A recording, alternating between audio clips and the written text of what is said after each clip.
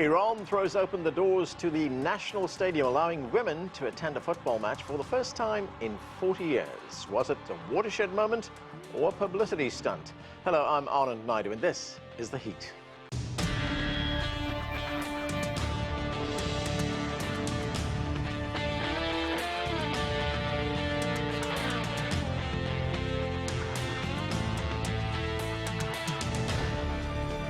On October 10, thousands of Iranian women packed Azadi or Freedom Stadium in Tehran to watch their side thrash Cambodia.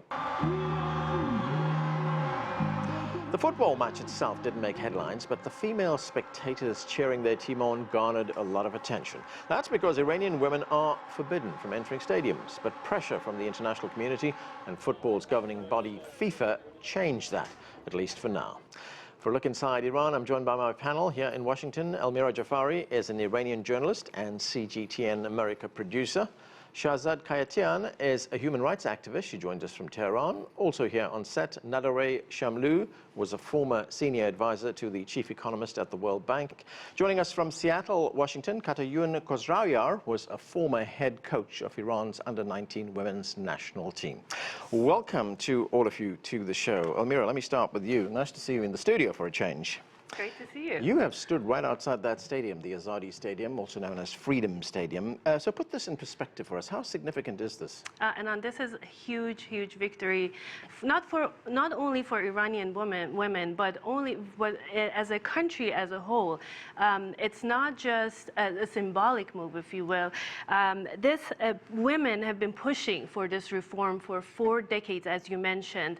As a personal story, I've been to this stadium, used to take a bus ride with my cousins or friends, knowing very well that we're not able to get into the stadium, but just in the hopes. We would stand outside of the gates to kind of see, if the guard look another way, so we could kind of sneak in.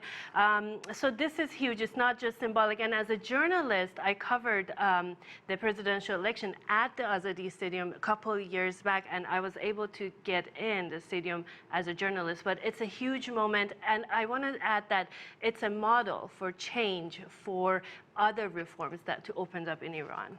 All right, let's go to Katayoun. She joins us from Seattle. And Katayoun, thanks for being with us. I understand you had a bit of a traffic issue and you're talking to us from a car via Skype. Thanks very much for that. You were the coach of the under-19 team in Iran. So what were your feelings and thoughts when you heard of this, when you saw this? Well, to be honest, it is probably the most phenomenal feeling that you were able to start that type of change. And it wasn't just me, it was all of the women who are involved in soccer or in football. And we've really tried to make these pushes and to change these laws that ban women to enter the stadium. And this really does start from the people who are soccer players, who are coaches.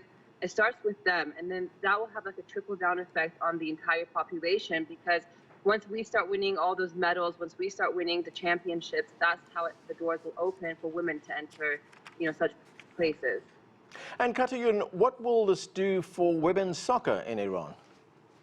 It's going to gain in popularity. I started soccer in Iran back in 2005, and right now we have about 40,000 players. And now we have men coaches coming to help us and educate us and train us. So this is showing that there is a huge movement happening within women's soccer, and it can only get better and stronger in due time. Nadereh, not everybody is celebrating this change. There are those who oppose the move. In fact, they say that the atmosphere at stadiums is inappropriate for women. In fact, the foreign minister of Iran, in an interview with my colleague Asiya Namda just recently, he alluded to this in that interview. Let's listen to what he had to say. Women participate as both players and as observers in many sporting events. There is a lot of hooliganism, unfortunately, in our soccer matches or football matches. And the government has been trying very hard to control that so the atmosphere is appropriate for women. The government wants women to be able to participate as spectators in football matches. How big a challenge is this to give women that choice, whether they want to go to matches or whether they want to watch it on television or stay at home? Well, first of all, we need to kind of, there are people in Iran who say, well, what kind of a priority is this? Aren't there other issues that are more of higher priority?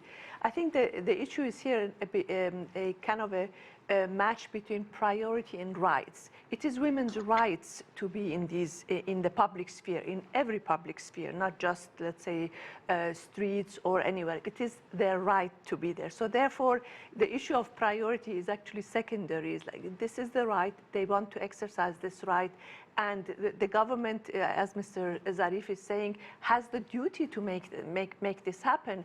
And the fact that they haven't been able to achieve a conducive environment or create a conducive environment for women to participate in the public sphere is actually a failure for them. I mean, he's, in a way, he is admitting that they have failed at doing so.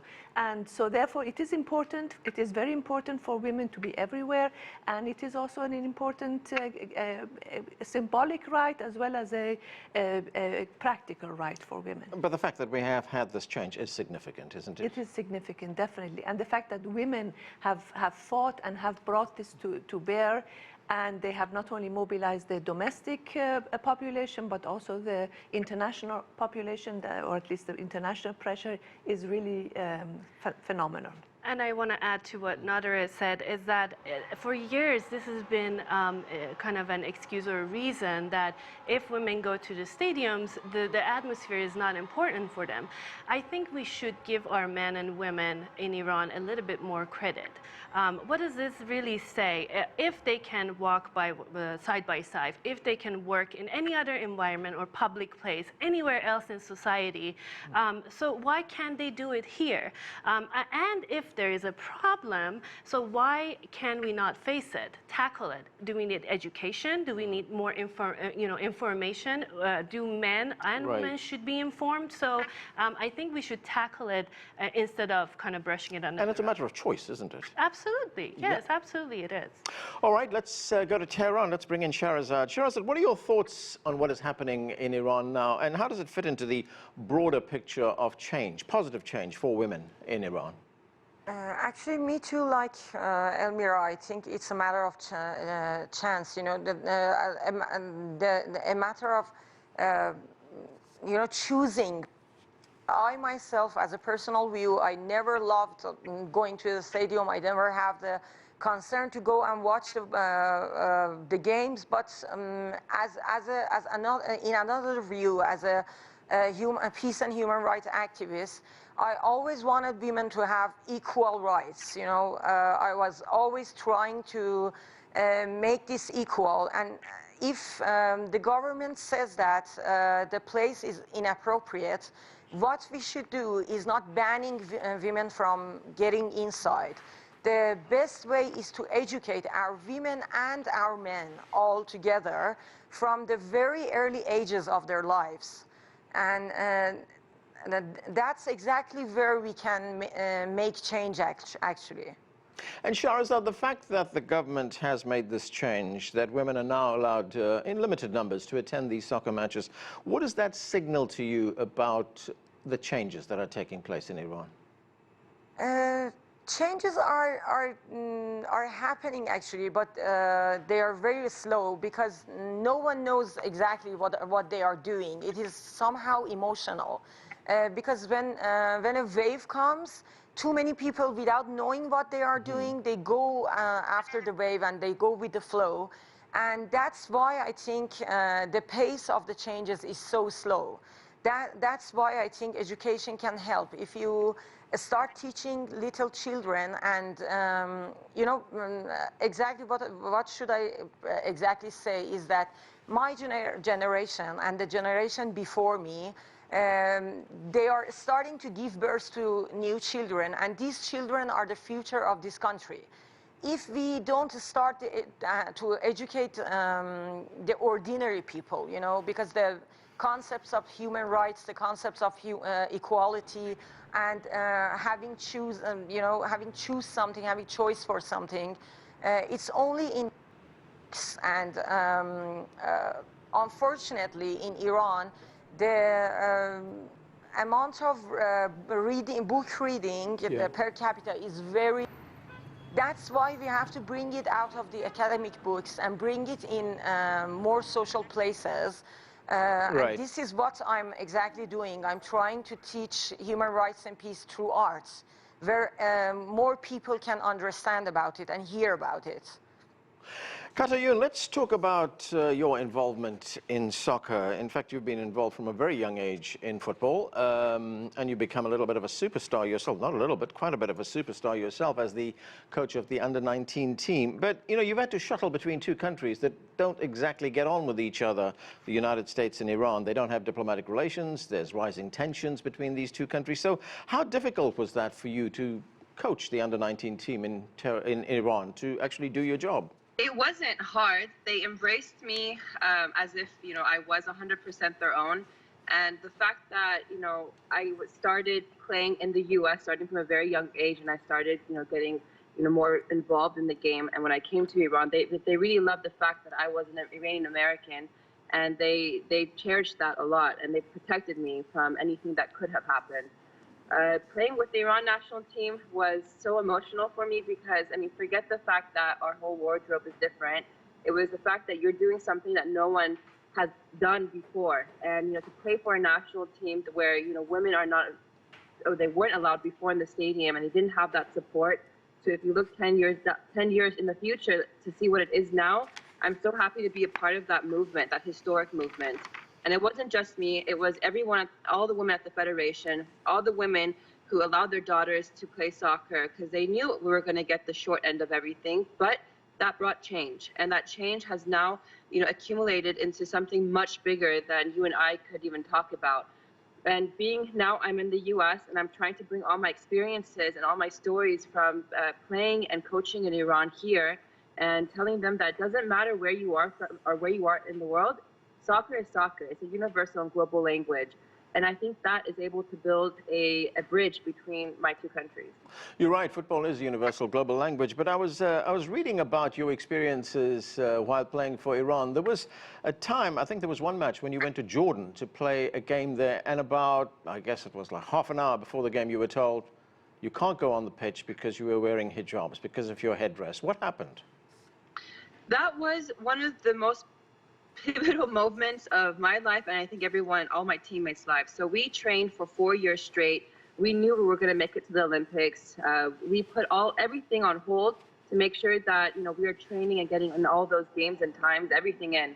And yeah, like you said, 30 minutes before the match was supposed to start, the FIFA officials said to us that we're not allowed to play. And this was the second round of Olympic qualification, meaning that we've already played in our hijab gear in the first round, so everything was okay.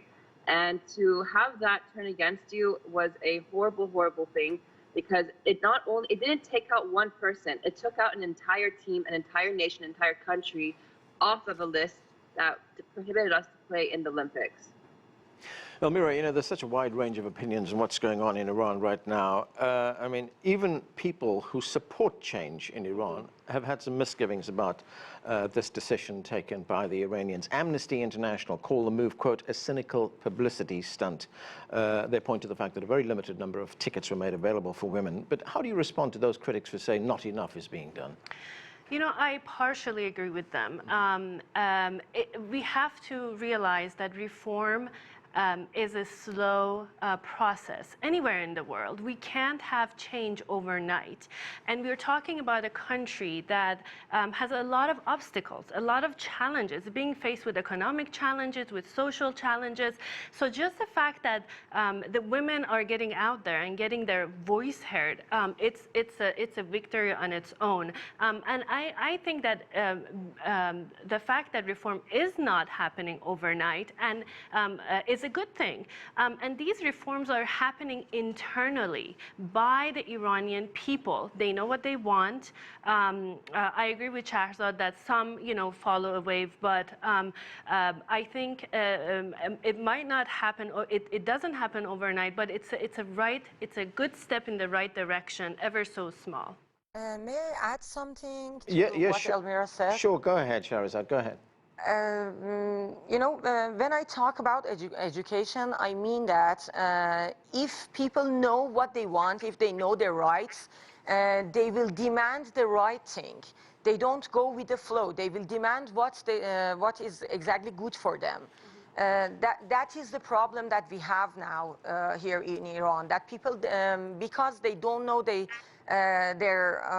rights, because they don't know what exactly equality means, they don't go for it actually. And when something happens, they just go after the flow. But when we start educating people, educating women and men all together, I think, and we are watching our women. They are in sport, in work, in many areas, in many different criteria, that they are working very good and they are very well. But the problem only is that they don't have voice to talk about what they need. They don't have that much voice that is needed for them to talk about and make the change. They are trying, and it is going in a very slow pace. But the only thing I want to say about the critics about these things is that, okay, if you think that not everything is well done, so just suggest us what should we do. Just don't stay back and say it is not okay, nothing is done very well, and many other things should be done. But don't say what is that many other things, you know. We need to know what is that. What do you think about it? And suggest the people and try to teach them how to act and what to do, actually. Right, you're looking for constructive criticism. Nadereh, as I said, there are a wide range of opinions in Iran, and even within the ruling establishment, the ruling hierarchy, there are hardliners on the one hand, there are moderates on the other hand. If you look at President Hassan Rouhani, he's widely regarded as a moderate, and he's trying to reform the country in his own way. But to what extent is that undermined by the fact that a country like the United States gets involved with Iran, they sign a nuclear deal, and then a new president comes in and violates that deal? It does give the hardliners a chance to say, look, we warned you, we told you so, you can't trust the United States. Yes, absolutely. I think that the pace of reform was moving forward, and the reformers were gaining more and more, I would say, I don't want to say power, but certainly they were able to bring about some change. And unfortunately, what has happened with the JCPOA has strengthened the hand of the hardliners politically. But the society is going in a different direction. The Iranian society is very modern, very forward-looking. I mean, the fact that women cannot go into a stadium, but on the other hand, Iran is one of the few countries, or one of the countries, that has actually a soccer team that competes internationally. Right. And there are many countries where women can go to soccer stadiums or any stadiums, but they don't have enough of I would say, drive to make that a woman or a female sport. So I mean, I want to salute everybody in Iran, as well as people who are supporting from outside. The Iranian women and the Iranian society is moving forward, regardless of what their politicians are doing or saying or whatever. So this is a train that has left the station, right. And I'm sure that this is going to go in the right direction. But nonetheless, there are going to be bumps in the road, and unfortunately, this issue with JCPOA and the hardliners gaining more power is a bump in the road. Right, so change has in fact got its own momentum now in Iran. Shahrazad, just on that point of change and how fast it's happening, Iran has a population of just over 81 million people, and 60% of that population is under the age of 30. Now, you have been talking to some of them, university students. What are you hearing from them? What kinds of changes do they want to see? Actually, it's a very general question. I can't answer all of that because it needs, I think, sociologists, anthropologists. But women mostly, they want to have equality, they want to have choice, they want to have the opportunity to choose themselves. For example, I told you, I never wanted to go to a stadium, but I wanted to have the choice to, if someday something happened, I could go. And many people are trying to make equal opportunities. And I don't know if you have seen the video that I made with these university students, Yes, but we have, many of them are talking about how to socially change these things, how to ask men, that's why I said we have to educate our men besides our women, because in many cases, government is not saying a bad thing. Okay, it's not a proper place for women, but we can change it by educating men from a very young age about they are being equal with women. There is no change. In that video that you saw, there is this girl who is from Sweden, and I asked her, when did you understand that you are equal with a boy? She just thought for some minutes and said, I don't know. As I remember, my parents used to tell me that you are equal and you can do anything that a boy do. So I know that the change can come, the reform can happen, but we have to do it from the basics. We shouldn't just stay for the public. Some people do something.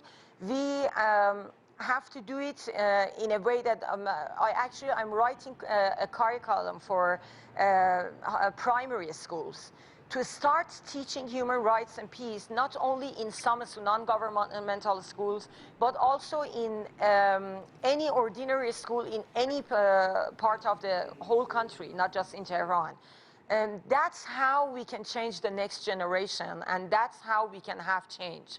But in the middle, the important part is that we should not forget the ones that they are now, my generation, actually, the ones that they are having their own children. Because if I can't change people in my age, they will transfer what they know to their children. And the next generation, again, would be the same.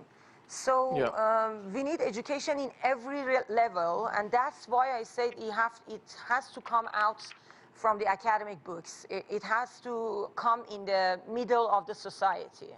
Right. Katayoun, you are involved with young people in Iran. You're closely involved with them. You've been training the team. When you look at this huge pool of talent that is in Iran right now, as I said, 60% of Iranians are under the age of 30. What are the kinds of changes that you would like to see, especially in the sporting sphere?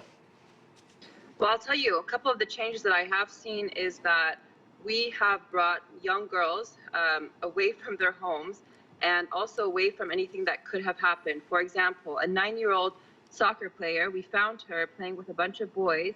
Her father was going to give her to marriage to another man.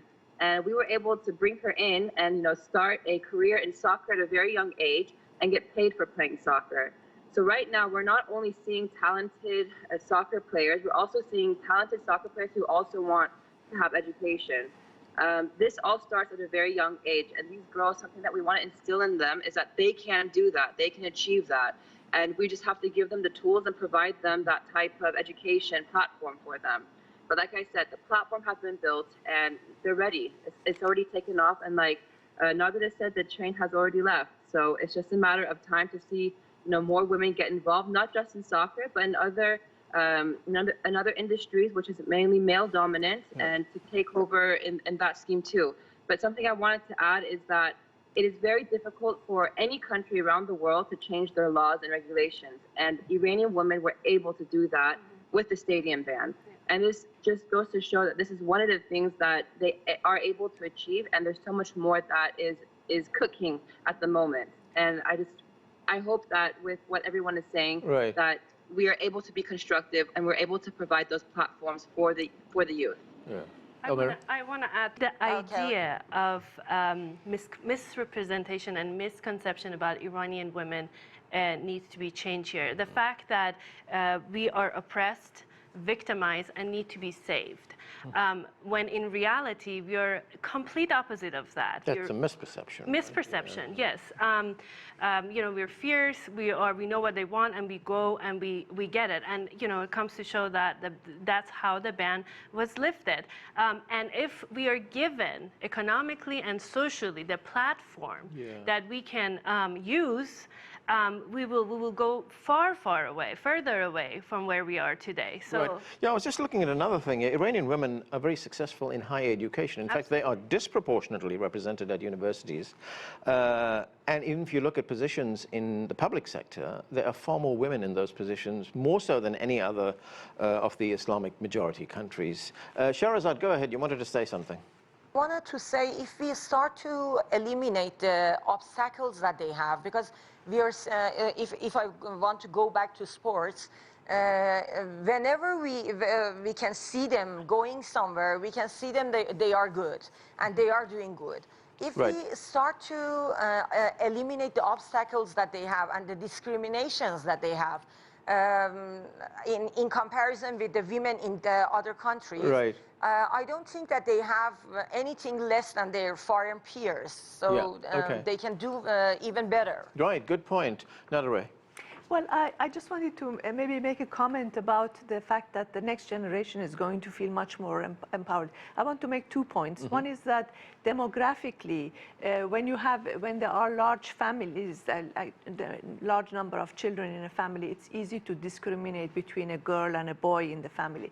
But when you have only 1 or 2 children, they grow up thinking that they're equal to their brothers, or sometimes if they don't have brothers, they think they're equal to the rest of the world. So I think that in Iran, that demographic change has happened and is going to even deepen more. The other point that I want to make is that I work a lot on many countries, Muslim countries, non-Muslim countries, on women's issues, women's empowerment. The interesting thing that I find is that the Iranian women know where their limits are, know where to push, know how to scream and shout about the inequalities. There are women in many other countries that don't even know about this, even including Europe, in European countries. So I think that the fact that women are conscious about their limitations is already a big step forward. And I think that the Iranian women have been doing fantastic work in really chipping away at those barriers. And that's where we have to leave it. Thanks to all of you for being with us. That's it for this edition of The Heat. I'm Anand Naidu in Washington, D.C. Thanks for watching.